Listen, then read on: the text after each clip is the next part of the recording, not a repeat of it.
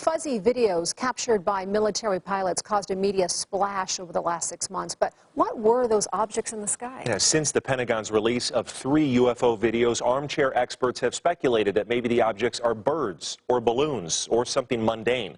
But now the I-team has obtained an in-depth report prepared by and for the military. And it analyzes the so-called Tic-Tac UFO using the most sophisticated sensor systems in the world. George Knapp has the exclusive story. Over a 2-week period in late 2004, an unknown 45-foot-long tic-tac-shaped object played cat and mouse with the U.S. Navy off the coast of California.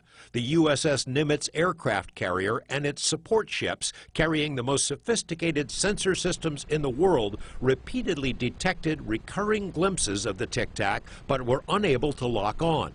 On November 14th, F-18s were ordered into the area and saw it up close. Veteran pilot Dave Fravor, commander of the elite Black Aces unit, says the tic-tac reacted to the presence of the F-18s, then took off like a bullet fired from a gun. And it takes off like nothing I've ever seen.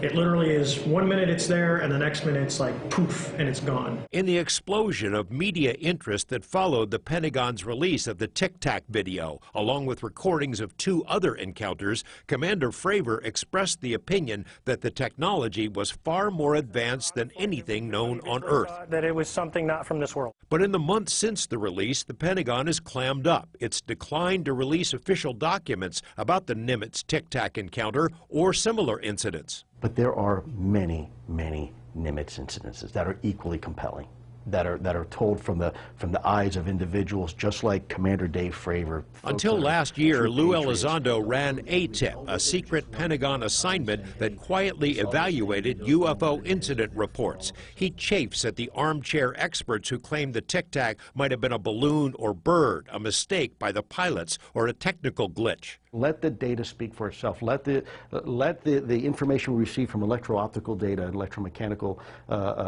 mechanisms be the tool in which we can look and compare what the eyewitness testimony is saying. Elizondo is not authorized to release such information, but the I-team obtained some of it anyway. Earlier this year, we made a whirlwind trip to Washington for a debriefing arranged by former Senator Harry Reid. While in D.C., we obtained copies of unclassified documents related to the UFO encounters, including the Tic-Tac.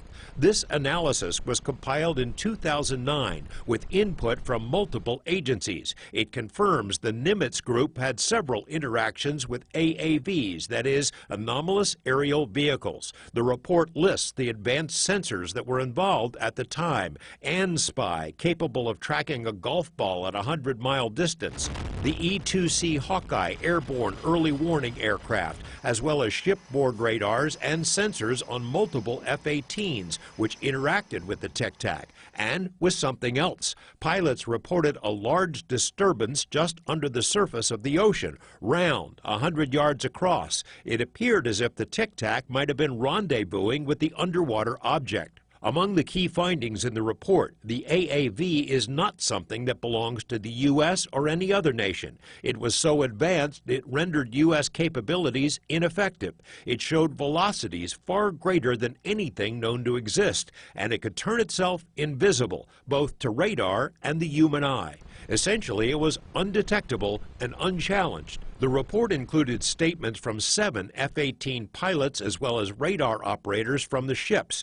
Despite the seriousness of the encounter, the pilots faced ridicule afterward, and the Navy's initial report was buried, not forwarded to command. It was decided the AAV was not a threat.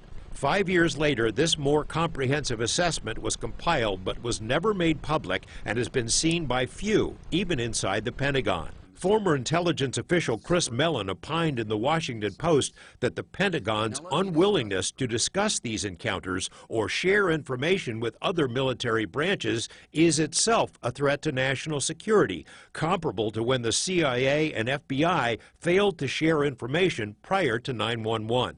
George Knapp, 8 News Now.